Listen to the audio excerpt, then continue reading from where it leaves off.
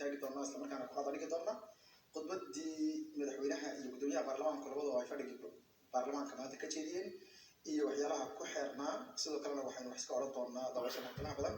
arrimaha ugu dambeeya arrimaha siyaasadda dalka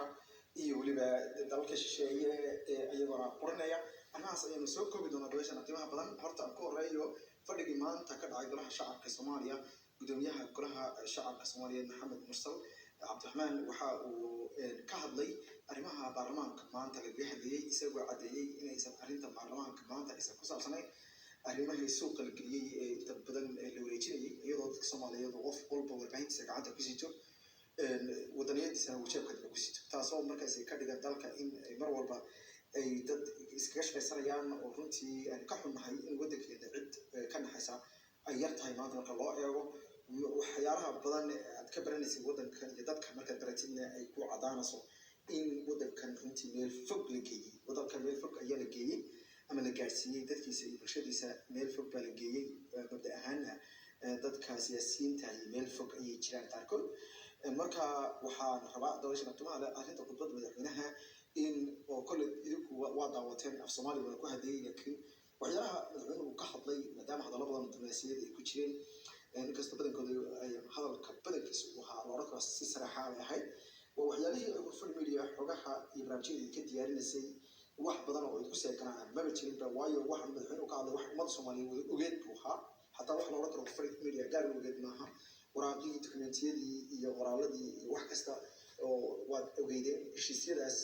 la sheegay wada ogeydeen laakiin arrinta meesha ku jirta waxa weeye inaynu fahanno tanaasulaadka faraha badan ee meesha ka dhacay 5 jeer madaxweynuhu uu sheegay inuu soo tanaasulay intaasna cidood ka qabta hadeerto muxaafid iyo mucaarad iyo maamul goboleed aysan jirin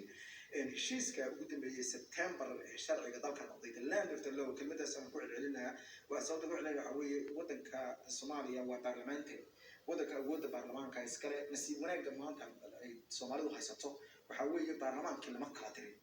lama qadirin baarlamaanka hadii maalintii la qadiri lahaa ama sidii doorashadii ka horeysay doorashada 2016 wata ogeydeen forum leeyahay forum doorashada la sameeyay waxa laga soo baxay baarlamaanka guddoonka nimankii saddex xubnood oo sareeya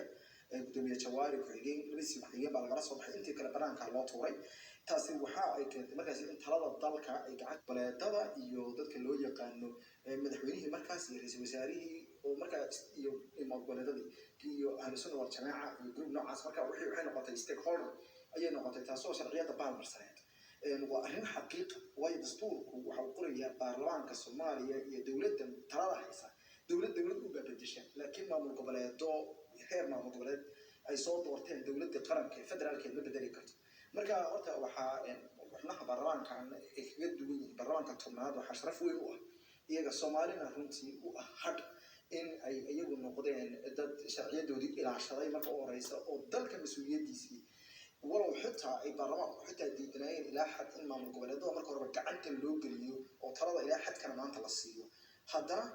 dabcan maamul goboleedadu fulinti bay ka mid yihiin oo waxay ka mid yihiin dadkii wax ka fulinaya goboladii bay xukumaan ciidamada ay haystaan dhulkii doorashada ka dhacay iyaga jooga marka wixii marka national laga dhigo waaqic laga dhigo lagama maarmaynin inay tala fiican ku yeeshaan arrimaha doorashooyinka haddana se mar walba in meesha loo noqonayo ama marjaca baarlamaanka noqdo waa in maanta keentay xasiloonida dalka inay gacanta baarlamaanka ku hayaan xog dawladuna ay noqoto dawlad aan faraaq lahayn oo hadii la gaaro 8 bisha iyo hadii la gaaro 2 sano kadib oo aysan dawlad kale la soo dooran dabcan ayagu ma sii joogaya inta doorasho dalka laga gaarayo laga heshiinayo inkastoo madaxweynuhu uu balan qaaday inta marka arrintaas baarlamaanka runtii waxa ay keentay didila aad weyn xubnaha baarlamaanka ee wadanka iyagoo mucaarad iyo muxaafid bale waxaad moodaa in badankoodu ay yihiin dad runtii tayo badan leh bal oran karaa lama xaqiri karo badankoodu oo runtii garanaya mas'uuliyadda oo garanaya badankoodu way xildhibaanada qaranka waxaana muujiyeen deganaansho iyo sidoo kale in ay taladii dalka ay diideen in